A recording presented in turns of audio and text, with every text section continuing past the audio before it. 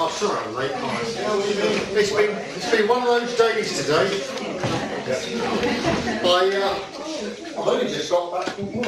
In fact, I'm just on my way home. So there we are. It's been a bit one of those days. I've still got the tools. So I've been putting a new floor in up here at Glenavon. You know where Glenavon is. Red line. The red line.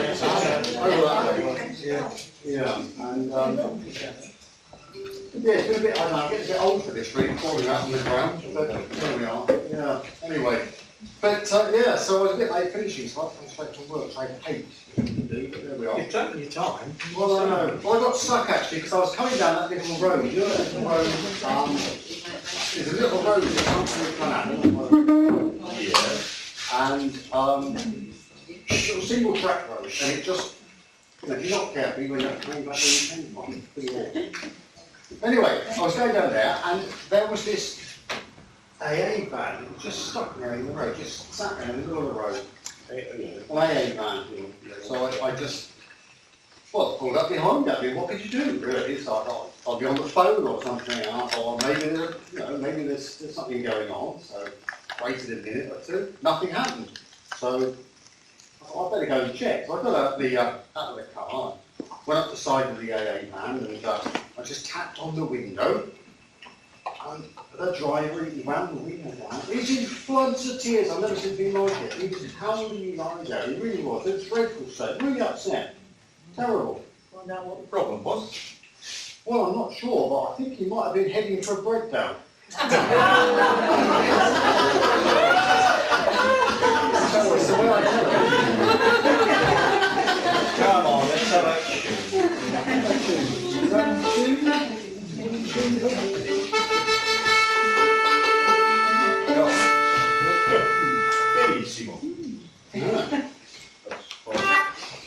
What's the Morrissey tune, not the Smiths, Morris dancing tune? What I was playing last week? Yes.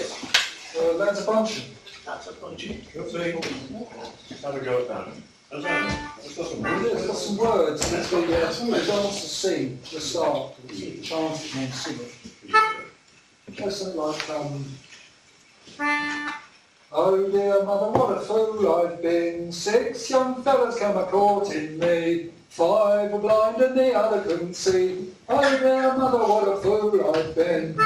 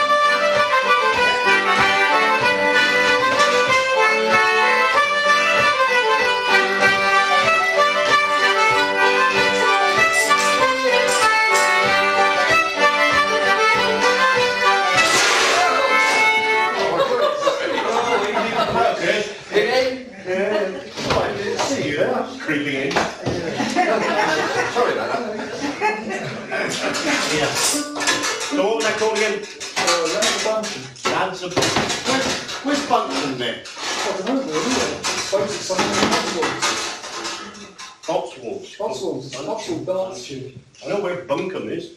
Bunkum? Oh yes. Based in Hill. Based in Hill, that's what the locals call it. Shrewsbury. Shrewsbury. That's the one. Well, that's Shropshire, that's not the Cotswolds, is it? Wasn't last time I looked. They're sitting not the Cotswolds. Well, that's one of them tunes, because I always call that, oh dear mother, what a fool I've been. Yeah. That's one of them tunes that got 2 names. It's a bit confusing. Yeah. That's one of them places that got 2 names. Bunkum, based in Hill. Yeah. Anyway, Scott Rounding, what were those Welsh tunes you were playing the other week? I want to hear those again. Oh yes. Fiddle Faddle. Yeah. Yes. And Pant Corlan or Owen. Pant what? Say again. Right. Pant, Corlan or Oin. Oh, What's all that about? It means the lamb's fold veil. Yeah, what's all that about? Well, fold veil is where the lambs, you get them off the mountain, and you take them into the veil, and you fold them. Well, if you say so, it must be true. Anyway, these here tunes, they start very similarly, don't they? And I never know the difference. I can never start one with This is the problem. So, Red, down the pub, say, so we were playing Pant, Corlan or Oin into fiddle final. Yeah. And it's very confusing.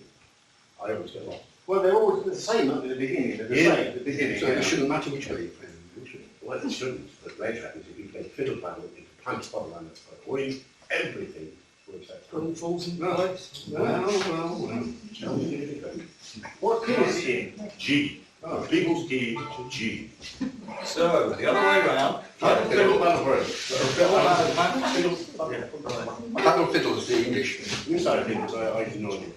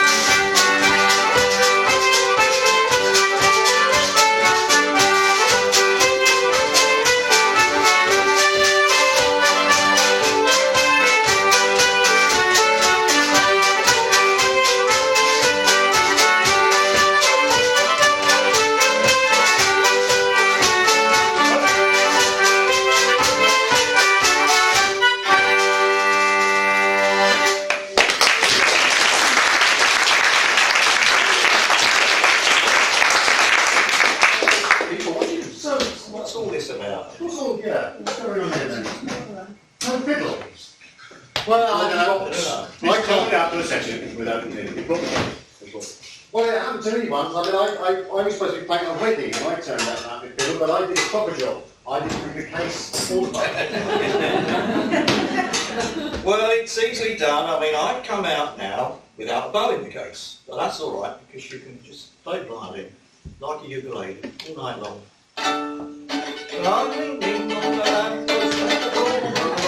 Yeah, I think I just quite, yeah. Well, he's got his fiddle there and he's got some rosin. He could play rosin the bow. Box makes quite good Yeah. percussion. Yeah. Sounds a lot better than his fiddle, actually. Yes. Fancy burning up there. Yeah. Wow. Well, We all do. Yeah, it is. Where did you get those tunes from? Those last two tunes, I got it from Rex down the club. Down the Kings in Lanning, Oh yeah. Well, where's the King's then in Valley? Shortbridge Street. Well, that's the Queen's, isn't it? No, it's down there by the Market Hall. There used to be two pubs there. There was King's Head and the Queen's Arms. Right. But they knocked them together about 30 years ago Yeah. and called it Queen's Head. There you are. But everybody still calls it King's. Makes sense to me. It's another one of those things where you call one thing and then you don't know. Well, you're not in money anyway. Well, they often change names of pubs, though, don't they? Or the names get changed. Yeah, it was where I used to live. There was a pub called the Castle, but everybody called it the Donkey. Nobody knew why. No, something to do with chess. Yes. Chess. Oh, Donkey Brooks. Queens. Castle and Rooks. Castle of Brooks. Yes. The donkey. We play a very strange version of chess where That's in Montgomeryshire. we have a move called Donkey. I see. No, it's not the Montgomeryshire version on it. We'll take your word for that then, Chris. Yeah, but anyway, the Donkey. Yes, and there's a pub at Elladine Heath, the other side of Shrewsbury, called the Tiddly. Its real name is the Royal Oak. It's got a sign outside saying the Royal Oak, but everybody calls it the Tiddly because it used to be a very small pub at one time. Been extended. Perhaps Not a big pub. everyone got tiddly drinking there. Yeah. Well, some people say it was called that because you used to play tiddlywinks there. There we are. But yeah, you never can tell these things. Well, that's true. There are some funny pub names. That's very true. There's that pub as well in Clee Hill. Oh, and the Kremlin. Oh, The yeah. Kremlin. The That's the one. Kremlin. On the top of the Yeah. hill. Yeah, no, I was talking to a friend of mine about that only, well, it was last week in actual fact. And he was saying it used to be called the Craven Arms, that pub, That would be confusing. but it's called the Kremlin now. It's actually called the Kremlin officially. You go there and it says the Kremlin outside. But it got its name because all the old quarrymen who used to work up on the Clee Hill quarry, they used to go down there after work and they would go in there, they'd have a few beers, and sit around the big table in the public bar, and they would spend the whole evening talking politics. No. And their wives used to call it the Kremlin. And it stuck. There's another theory, because it's up there on Clee Hill, up where those big radio masts, whatever they do, and they reckon that back at the height of the Cold War, they used to get Radio Moscow coming out with jukebox.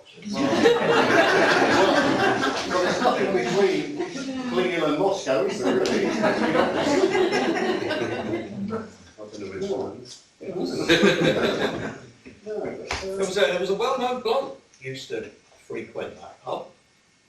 Yes, yeah, local character, Dennis Crowley. Yeah, he used to be on Cracker Jack. No, no, Dennis used to play the lamp organ, didn't he? And piano accordion. And the piano accordion. Carl's Cabbage is around. I remember it. Cabbages, yeah. that's the one. Yeah. Double on drop. You're right there, are you? Dennis, Dennis, yes.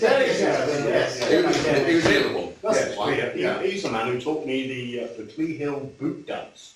Ah, Yes. is that because he came from Clee Hill? Yes, and he wore boots. He wore boots. Horrible boots, and he used to dance out on the flagstones in front of the fire in the pub, and he could sparks coming off his boots. Ah. Yeah, he did. Told me that. Can you do it? Can you still do it? Can I do it? Of course I can do it. There's a tune for that, Is isn't there a tune? there? I've heard a tune. Yes, it's called the Clee Hill boot dance. I'm glad you mentioned that. Is that because he comes from Clee Hill?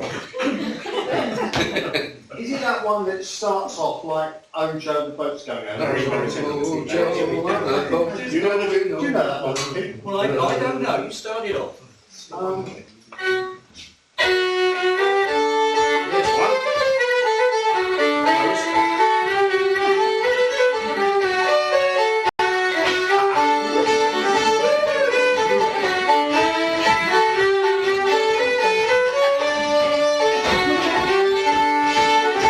No, it's not use. I can't find it anywhere. I looked everywhere for that. How can a fiddle go out of a...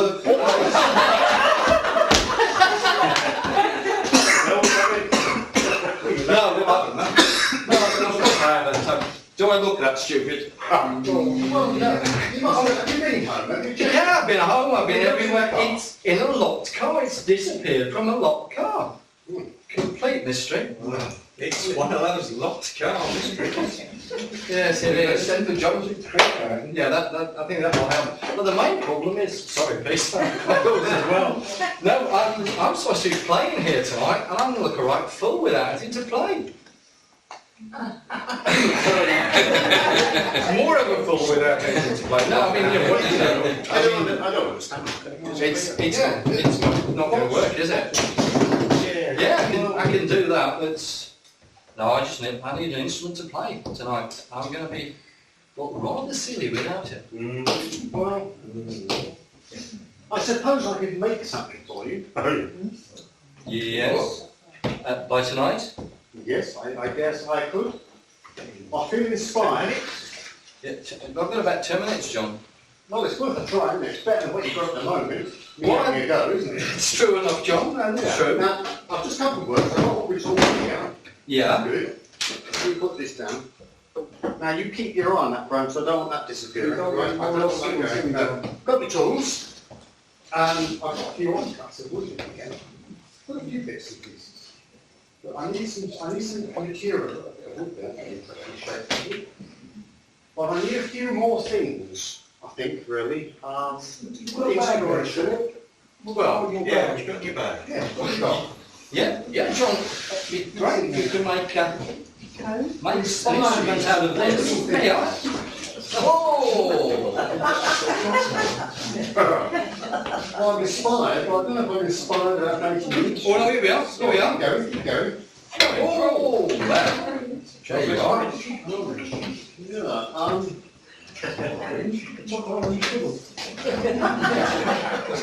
Anything else? I was hoping for something a bit less challenging than that.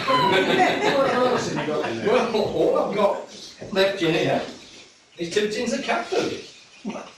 Supper looks promising tonight, eh? You were going to have a 3-course meal, weren't you? I don't know about the cat food. The tins, I reckon I might go there someday. Yeah, we can still do some.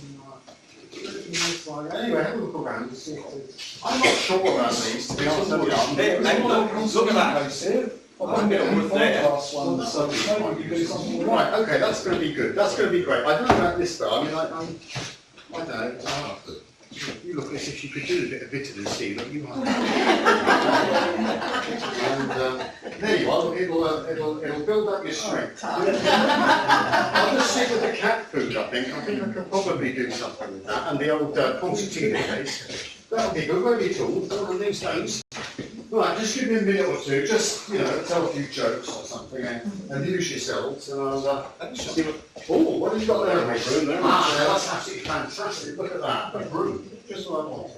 Fantastic. Thank you very much.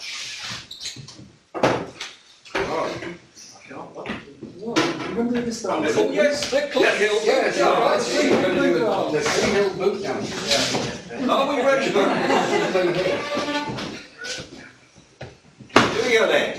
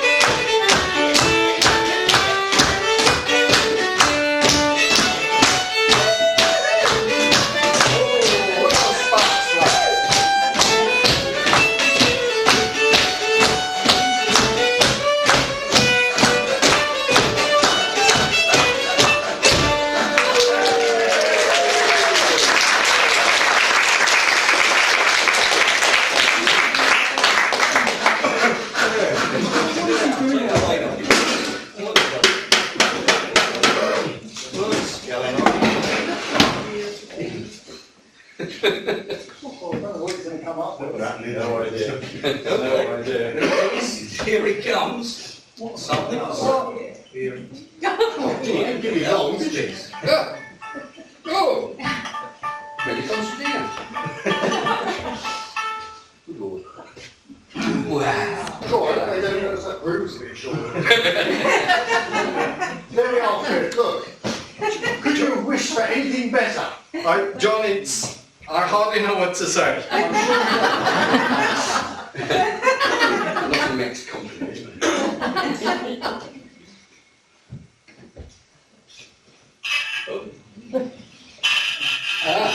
Tell him it's cat food, can't you? Sounds better than the old one, I'm telling you. Did you give that food to those cats? No. I think they need some.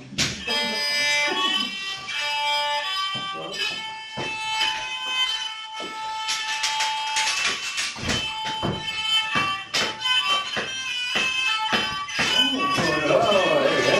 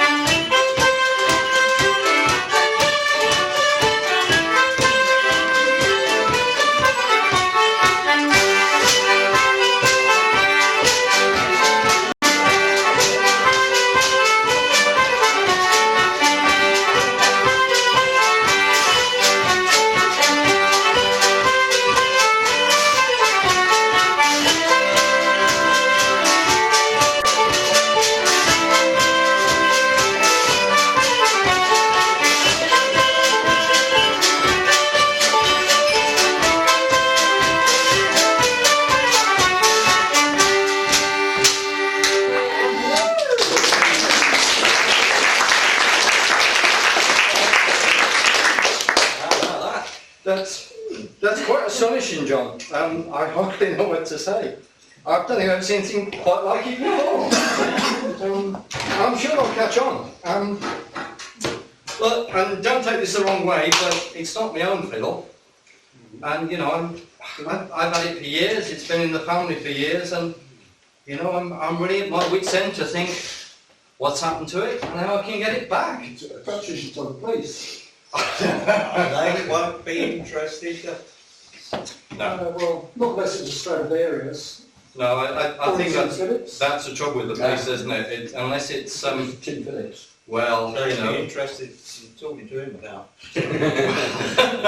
Yeah, no, but no, I mean, do you get these things back? You contact anyone to take an interest once things disappeared?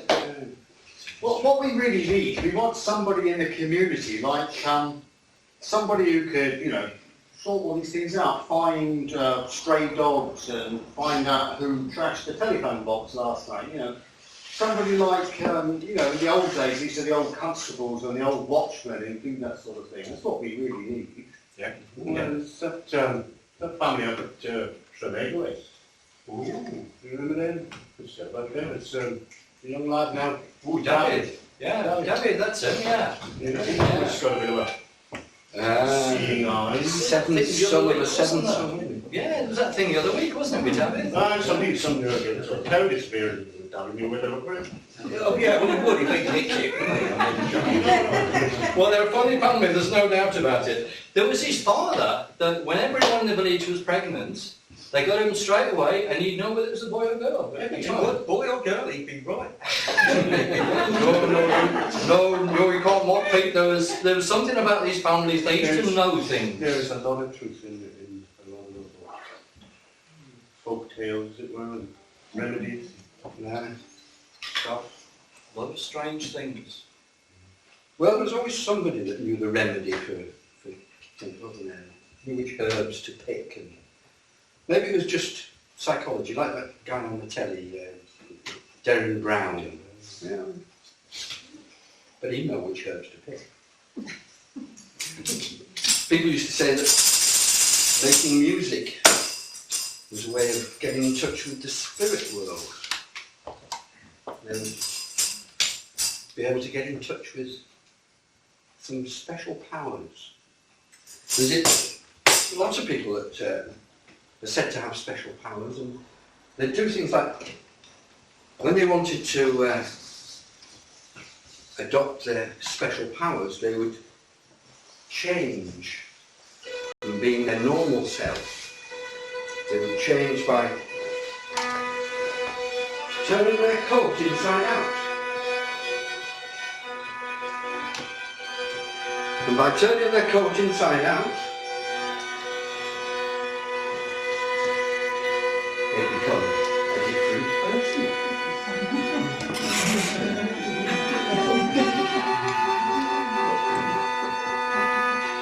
Sometimes these people will take on animal form, and sometimes animals will take on human form.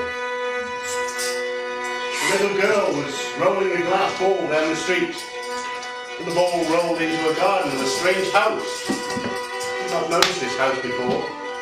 She, being a polite little girl, knocked on the door. The door was answered by Mr. Fox, who immediately grabbed her inside and took her prisoner. He stood there, smiling upon her, smocking his chops. Don't worry, little girl, he said. You'll be safe with me, and one day I will set you free. On one condition: you must never ever look under the bed. So the little girl stayed, and she was happy. There was plenty of food, plenty of books to read, toys to play with. And Mr. Fox used to go out every single day. He was gone about his business. She was left alone in the house. She hadn't been there for very long when curiosity got the better of her. Upstairs she went, through the bedroom door, across the bedroom, lifted the blankets, looked underneath the bed, and there, smiling back at her, smocking his chops, was Mr. Fox. Yeah, hello, hello, Yalenka,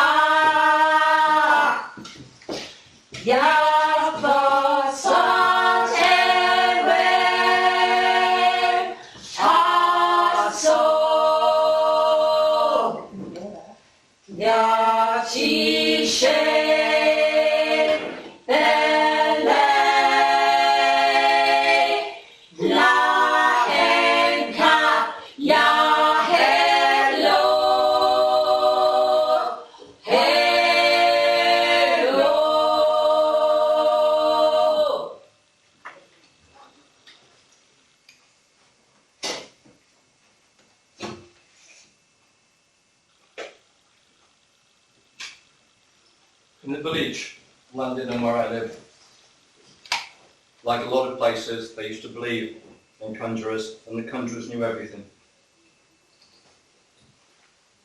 About 350 years ago, there was a young servant girl. What she did was to set fire to her master's house.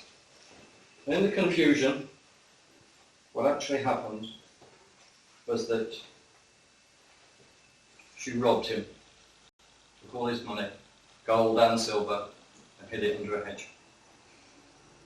Nobody knew what had happened, nobody knew who it was, no one suspected in the slightest. But as soon as they said they were going to talk to the conjurer, the wise man in the village, she confessed. She had no doubt he would know. I don't think she was the brightest servant girl in the world, because she confessed not only to arson, not only to theft, but actually she said the devil had made her do it. So by doing that, she confessed to witchcraft as well.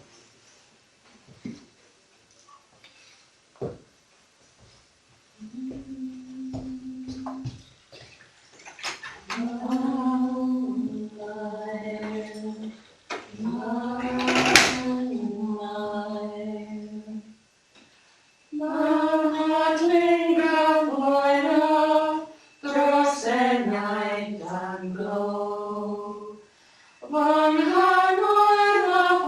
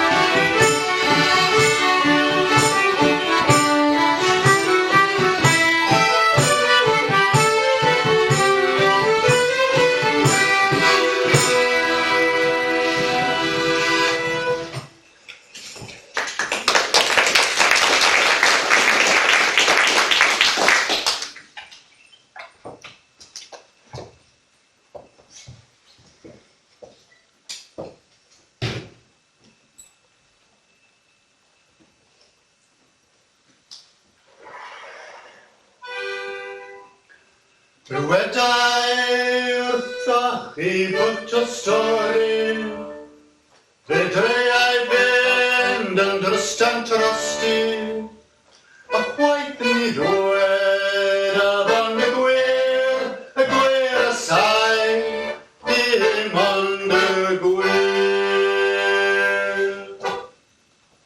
I'll tell you all a little story. I'll try and tell it to you correctly, and everything I say is true. Only the truth, nothing but the truth.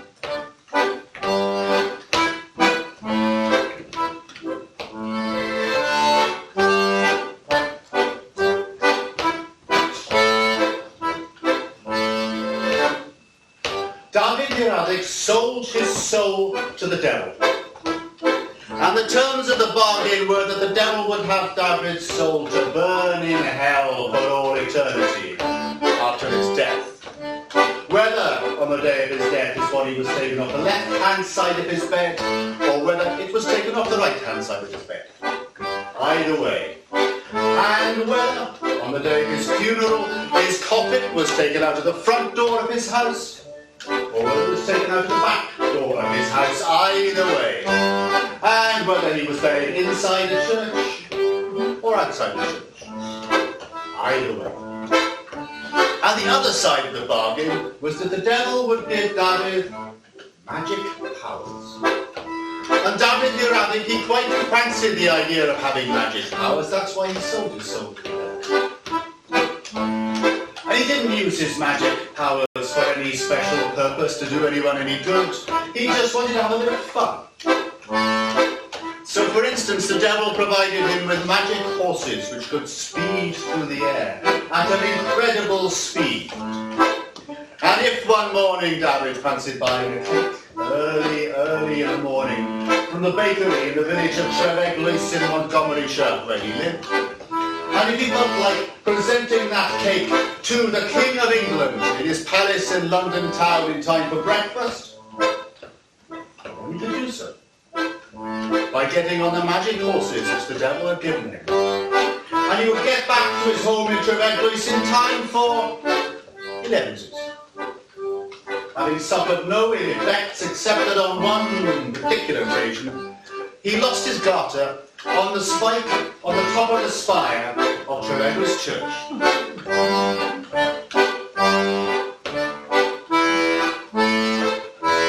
And another reason he liked to do magic is because he was lazy. He had a bit of land, he had a bit of a farm, and as everyone knows, there's always work on a farm.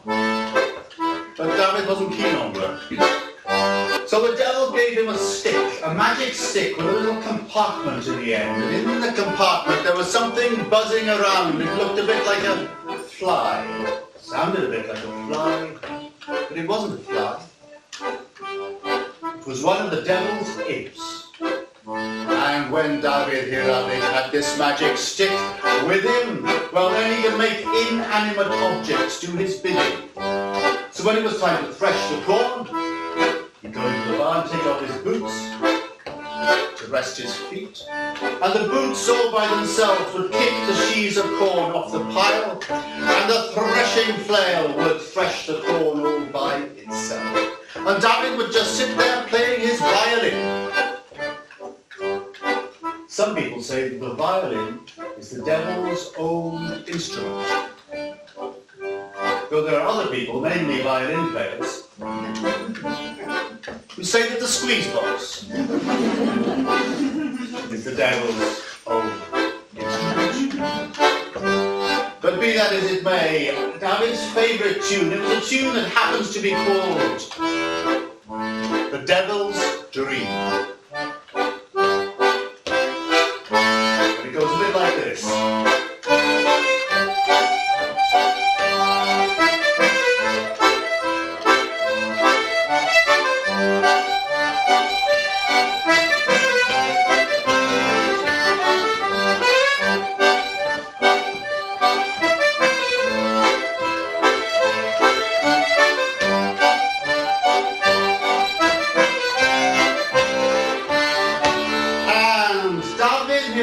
And the devil were friends.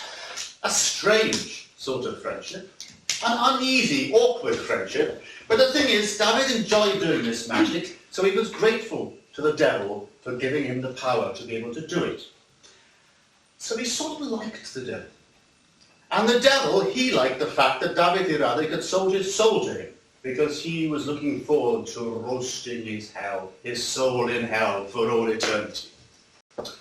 So they had this uneasy friendship. And you might imagine that the devil, the Lord of Darkness, the Prince of Mischief would be, well, they'd be full of mischief. But David, he was full of mischief as well, and he liked to play tricks on the devil. He liked to see if he could get one over him. So, for instance, one time they were wandering along the river by Treveglis, and David looked at the houses on the other side. He said, what would be handy here would be to have a bridge. No one ever seems to have managed to build a bridge across the river at this point. And the devil said, a bridge? No problem. I can build you a bridge in one night. He said, okay, prove it. Build us a bridge in one night. And the devil said, well, certainly, but there will be a price. There is always a price. So David said, name your price. And the devil said, I would need to have the first living creature that crosses that bridge. Some of the villagers were standing around and they said, David, don't do it. They didn't know who this strange character was with a top hat and a tailcoat, walked a bit funny, but they didn't like the look of him and they said, don't do it. Because no one will have the guts to cross that bridge. They'll all be too terrified. Or if someone is desperate to get to the other side, the first person who crosses the bridge in some sense will believe to belong to this strange... No, it's not worth it. But David Hiralik said, no, leave it to me. Build the bridge, he said to the devil. Build the bridge. So the next morning the bridge was there. It appeared in one night. The villagers were standing nervously about. The devil was waiting for someone to cross it. But then David arrived and he was carrying a leg of mutton on the bone, and not surprisingly a few dogs were chasing after him, barking and sniffing and jumping up at him. And he walked right up to the bridge and the crowd parted to let him through. It looked as if he was going to walk right across the bridge, but at this end of the bridge he stopped. He took the leg of mutton, bone, and he threw it across the bridge. So of course the dogs ran across the bridge.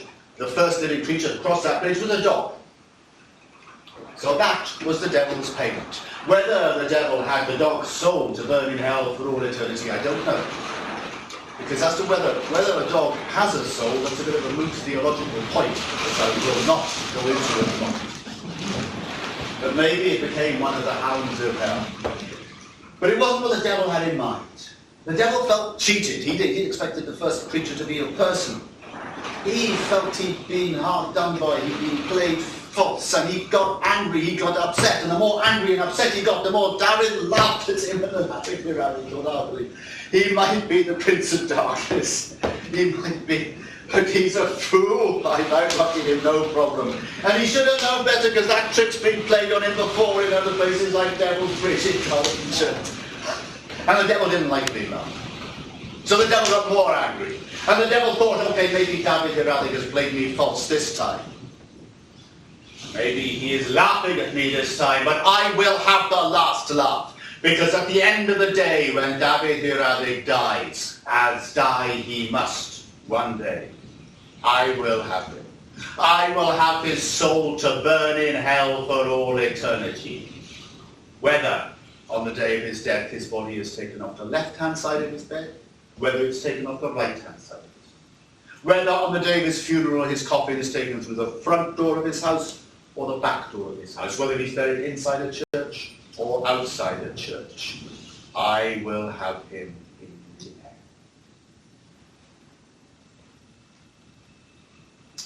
Well, another time, they got over this David and the devil. They continued their uneasy friendship, slightly suspicious of each other, but they kept on wandering on the countryside together. There was another time they were looking around David's farm, and looking at one of the fields, and the devil said, "That looks like a good piece of land. We'll get a bit of sun on the rare occasions there is sun.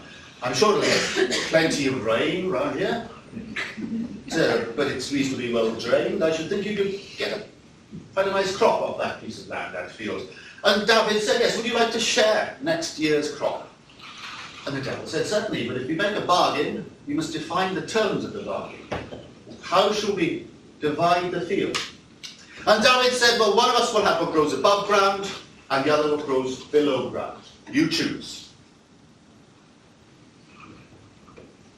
Well, the only thing that grows below ground is the roots.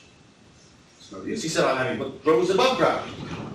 He was thinking of a field of barley, a field of oats, but David, he sowed a field of potatoes. When it was time to harvest the field, he had the roots, he had the potatoes. The devil had the leaves of the potato plants. Not much use. He felt hard done by. And maybe potatoes were a newfangled thing that had just come over from America with Prince Madoc, but he should have known about turnips and carrots. He should have heard of root vegetables. And David said, "Oh, I can see you feel you haven't got the best of the bargain. We'll do the same thing next year. And once again, you choose." And the devil thought, "I see what he does now. He sows root vegetables." He said, "Below ground." So that year, David sowed a field of barley. So this time, the devil got the roots. And once again, he felt he'd been tricked. He felt hard done by, and David laughed. He thought, "What a fool the devil is, what a fool he is," and he laughed and he laughed. Devil didn't like being laughed at.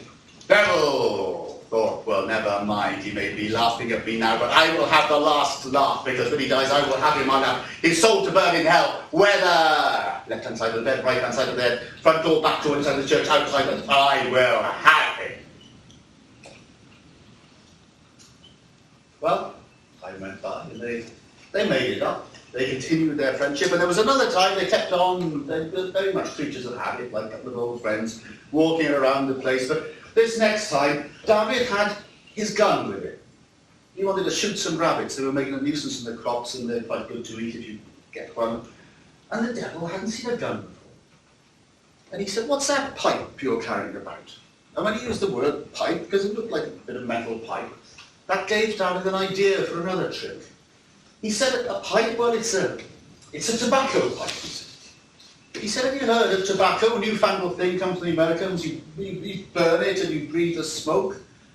The devil said, "Yeah, I've heard of that, but burning smoke sounds like my sort of thing. Yeah, I'd like to try that."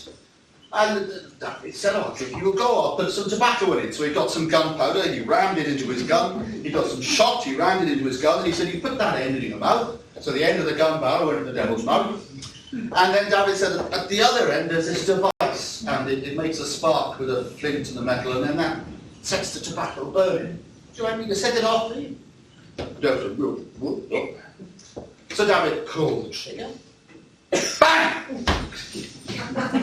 Blew the devil's head high up into the air. Shot. Being the Prince of Darkness and Father of Lies, it did him no lasting damage because he's immortal and his head eventually floated down, set back on his head. But he had a headache. And worse than that, he felt humiliated. He felt he could make a fool of. And David laughed. When he saw the devil's head fly in the air, he laughed. And he laughed and he laughed. He laughed and he laughed. But the devil didn't like him that. He said, never mind, I will have the last. I will have the last laugh because one day David will die and then I will have his soul to burn in hell without left hand side of the bed, right hand side of the bed, front door, back door, inside out. I will have him at the end of the day. And that incident, maybe that incident was just about one too many for the devil. That was maybe the end of their friendship, who knows? Because as David got older, he didn't spend so much time with him. But as he got older, he started to worry. He started to think of his own mortality. And he gathered his friends round him. He said, boys, I'm worried. He said, I'm going to die. His friends said, well, it happens to all of us. David said, the thing is, when I die, I'm going to go to hell. And his friends said, well, now we've been talking to the priest about this. Apparently there's a procedure. And you confess your sins and you repent. And you can even do it at the last minute in your deathbed. And there's a chance you might not go to hell. And David said, no, but the thing is, you know the bloke I used to hang around with when I was young with the top hat and the tailcoat and he walked a bit funny and they said, yes, we didn't like the look of him. Well, the reason he wore a top hat was horns. Hide the horns in his head. The reason he wore a tailcoat was to hide his own tail. And the reason he walked funny were his feet. They weren't really feet. That was the devil. And I sold my soul to the devil. So his friends said, oh, David, you've got no chance. You're going to hell. David said, well, this is what I'm worried about. But the thing is, I want you to help me because okay, we made a contract, and you told me to a lawyer, you can't get out of a contract, but what the lawyer said is look for the loopholes. So, when I die, will you take my body off the left-hand side of the bed? And they said, suppose you go, oh, don't do it, don't do it. Will you take my body off the right-hand side of the bed? Don't do that. They said, well, we can't just leave your body on your bed there. And David said, no, let me take it over the foot of the bed. So it's not taken over the left-hand side nor the right-hand side. And they said, well, if you insist. And then he said, well, after you've laid me in my coffin, you know, the funeral the next day, will you take my coffin out to the front door of the house? And they said, that would be the normal thing. Don't do that. Don't do it. He said, well, fine, David, we'll take your coffin out of the back door of your house if you prefer. No, don't do that either. We can't just leave your coffin in the house for a David thought. Take it out through the window. Take out the window frame, even the glass if you have to, get my coffin out. And that's a loophole. He said, well, if you insist, it's a very strange thing, then I think you must do that. And then where are we going to bury him here? He said, well, we thought the man of yours standing in the community underneath the church floor. No, don't do that, not inside the church. Okay, we'll bury you outside in the churchyard. No, not outside the church. Well, where can we? Bury me under the church wall. He said, we're not quite sure it'll be very good for the structure of the church. Now, it can be managed, you know, talk to the gravedigger or builder, it can be done, but not inside or outside the church. It's a loophole. So they agreed and they said, how will we know that your soul has been saved? And he said, what you have to do is get a surgeon to open my body up and take out my liver and my lungs and stick them on the spike on the top of the spire of Trevego's church. And after the funeral, have a look. A bird will alight on them. And if it's a black crow, my soul will have been damned.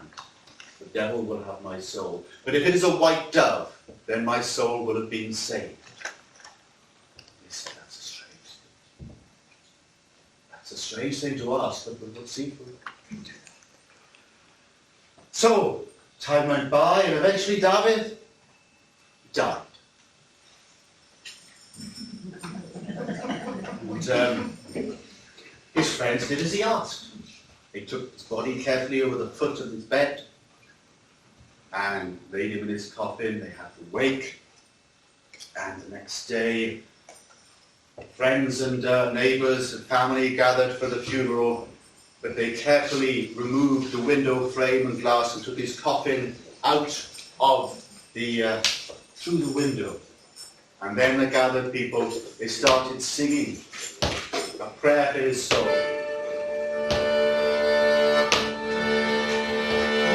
The heart linger blowing a beer and I done go.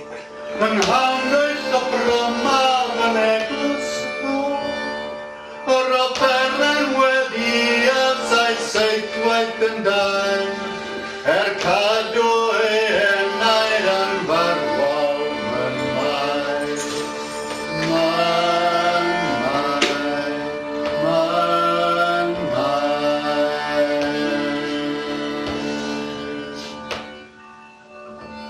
And they processed slowly to the church. And the night before, the special friends, the ones who knew his secrets, got a surgeon to open up his body and take out his liver and lungs, and secretly in dead of night, they impaled them on the spike on the top of the spire of the church. And they went into the church. There the vicar, the priest, said the words of the funeral service. And they laid his coffin carefully underneath the wall of the church, so it wasn't inside or outside the church. The priest said the words of the committal, and then his friends and his family and neighbours, they went out of the church, but the friends, the close friends in the know, looked up at the spike on the top of the spire, and they saw a bird alighted on David's liver and lungs, and that bird was a white dove. So that meant that David Hiradic's soul had been saved, and he had played one last trick on the dead. And they caught sight of a strange-looking man with a top hat and tailcoat, walking funny, somewhere outside the graveyard. He didn't dare come onto consecrated ground. And then there was a clap of thunder, and a voice was heard to cry out, David Hiradic, falsiriw, falsum farw, falsum view. David Hiradic, falsely bred, false when living, false when dead. Then the devil disappeared. Friends and family left the churchyard, and one particular friend, he got out a violin. Or maybe it was a squeeze box. And he remembered the name of David Hiradic's favourite tune, which was The Devil's Dream. So maybe in the end, David Hiradic had turned out to be more like the devil's nightmare.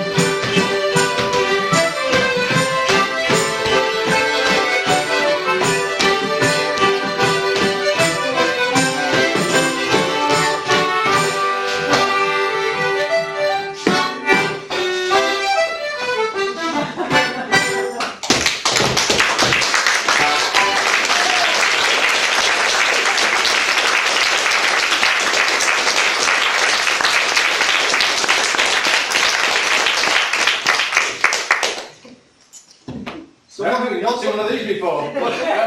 What happened to your violin? Yeah, well, you'll never believe it. It's strangest thing in the world happened.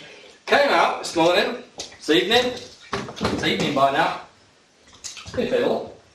As soon as I got it out to play, it. What a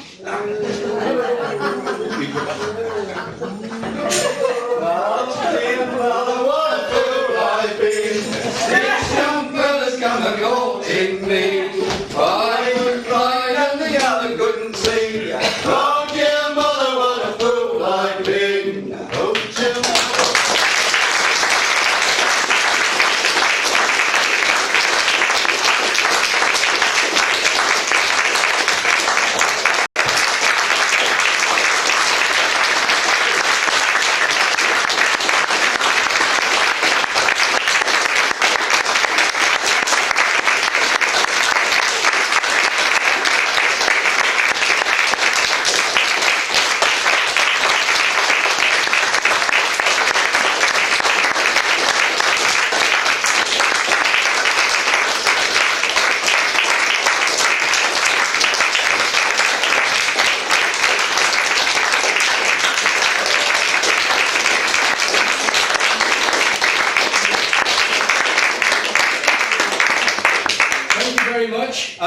We've enjoyed playing for you so far. We'd like to carry on the evening by giving you a bit of a dance. So I think Josephine, we've got a bit of a refreshment, have you? There you are. A bit of refreshments, move the chairs back and have a bit of a break. And then if you'd like to join us in a dance, we'd be very happy. But thank you once again for giving us such a very warm welcome. Thank you.